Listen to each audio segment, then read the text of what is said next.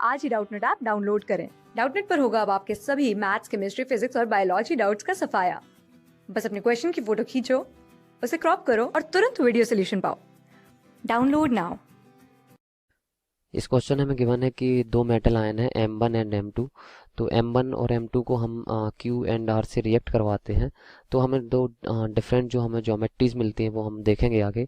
और इसके बाद M2 को हम S, एक थर्ड रीजेंट है S, उससे रिएक्ट करवाते हैं, तो डिफरेंट डिफरेंट प्रोसेस होती हैं। ओके, तो यहाँ पे हमें सिर्फ M1 पे फोकस करना है इस क्वेश्चन में।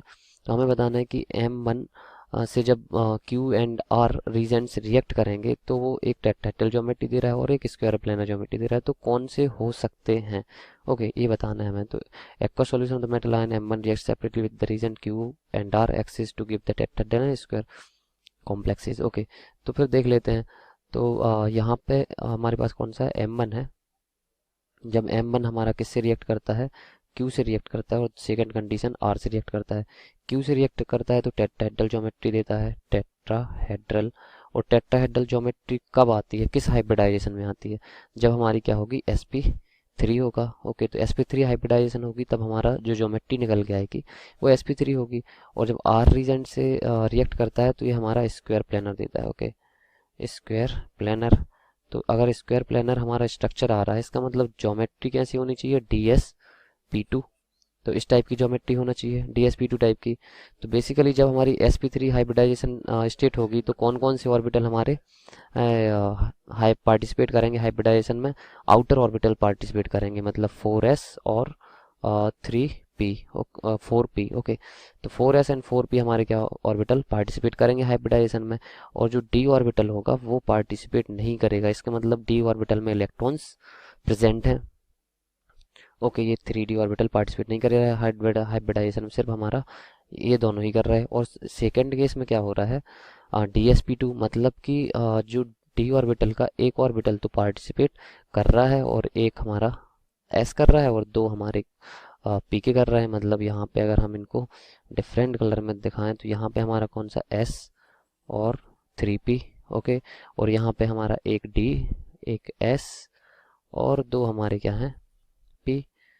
ओके, तो बेसिकली जो कोऑर्डिनेशन नंबर हमारी होती है किसी भी मेटल के लिए अकॉर्डिंग टू बर्नर्स थ्योरी, ये कांस्टेंट होता है। तो क्या करते हैं, मतलब जिनकी कोऑर्डिनेशन नंबर 4 होती है, मतलब यहाँ सिर्फ और सिर्फ 4 ऑर्बिटल ही पार्टिसिपेट कर रहे हैं, तो हम कह सकते हैं कि कोऑर्डिनेशन नंबर यहाँ पे जो मेटल एटम होगा, सेंट्रल मेटल एटम होगा, इसकी जो कोऑर्डिनेशन नंबर है, coordination number is equal to कितनी है, 4 है। ओके, तो यहाँ से बहुत कम आयन हम देख लेते हैं कौन कौन से होंगे मेटल एटम। तो यहाँ पे 4 ऑर्बिटल्स हैं।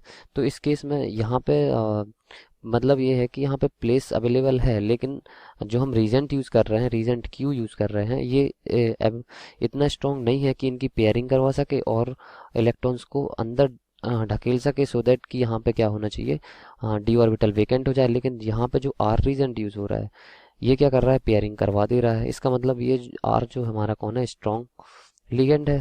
ओके, और हमारा क्यू क्या है, वीक लिगेंड है, वीक लिगेंड। ओके, तो स्ट्रॉन्ग लिगेंड है और वीक लिगेंड है। तो अब यहाँ पे हमारे पास स्ट्रॉन्ग लिगेंड बहुत सारे अवेलेबल होते हैं, वीक लिगेंड भी बहुत सारे अवेलेबल होते हैं, तो जनरली हम कोई सा भी यहाँ पे चूज कर सकते हैं। ओके, पर मेटल एटम की बात करें कि मेटल आयन हमारा कौन सा हो सकता है, तो मेटल आयन आयन वही होगा जो हमारा क्या, यहाँ पे एक सेकेंड, जो हमारा कोऑर्डिनेशन नंबर 4 शो करता हो। ओके, तो यहाँ से हमारे पास निकिल है, जिंक है। ओके, ये हमारे पास क्या है, ऑप्शंस अवेलेबल हैं, प्लेटिनम वगैरह भी, ये भी हमारे कभी कभी रेयर होते हैं। पर अभी हम 3D ट्रांजिशन में आयंस की बात कर रहे हैं, तो निकिल और जिंक में से हमें देखना है कि कौन सा होगा। ओके, तो निकिल की जो ऑक्सीडेशन स्टेट होती है, ये होती है हमारी कौन सी, 3D। निकिल का अगर हम इलेक्ट्रॉनिक कॉन्फ़िगरेशन देखें तो ये हो गया ऑर्गन 3D, यहाँ पे हो जाएगा हमारा 8 और 4s2। ओके, तो यहाँ पे अगर ये 4 स्टेट में आता है, हमने माना कि जो हमारा क्यू रीजेंट है ये हमारा क्या है, HCl है। ओके, एंड जहाँ पे क्लोराइड आयन क्या है, हमारे वीक लिगेंड है। ओके, तो ये क्या फॉर्म करेगा, अगर HCl से हम रिएक्शन करवा देते हैं निकिल की, तो ये हमारा फॉर्म करेगा निकेल टेट्राक्लोराइड। ओके, और इस पे टोटल जो चार्ज होगा वो कितना आएगा, -2 होना चाहिए। तो निकेल की जो ऑक्सीडेशन यहाँ से निकल के आएगी +2, तो +2 ऑक्सीडेशन स्टेट में निकेल की कॉन्फ़िगरेशन हो जाएगा 3d8 organ 3d8 4s0। Okay, तो मतलब 8 इलेक्ट्रॉन्स हमारे क्या होंगे, अवेलेबल होंगे। तो यहाँ पे जो हमने ऑर्बिटल्स बनाए हैं यहाँ पे हम 8 इलेक्ट्रॉन्स को भर देते हैं, 1 2 3 4 5 6 7 8। ओके, और बेसिकली हम ये भी देख सकते हैं कि हम निकेल को ही क्यों लिए, जिंक को यहाँ पे क्यों नहीं लिए, क्योंकि जिंक में अवेलेबल होते हैं 10। ओके, तो हम अभी देखेंगे उसका जिंक का केस भी हम देखेंगे, पर अभी निकेल का केस देख लेते हैं। तो निकेल में क्या है, हमारे 8 इलेक्ट्रॉन्स हैं, तो हमने फिल कर दिए। अगर वीक लिगेंड होगा तो ये पेयरिंग नहीं करवा पाएगा और हमारा क्या होगा, sp3 हाइब्रिडाइजेशन होगी। और अगर स्ट्रॉन्ग लिगेंड हुआ तो ये पेयरिंग करवा देगा और एक डी ऑर्बिटल हमारा वेकेंट हो जाएगा, तो वो यहाँ पे dsp2 हो जाएगी हाइब्रिडाइजेशन।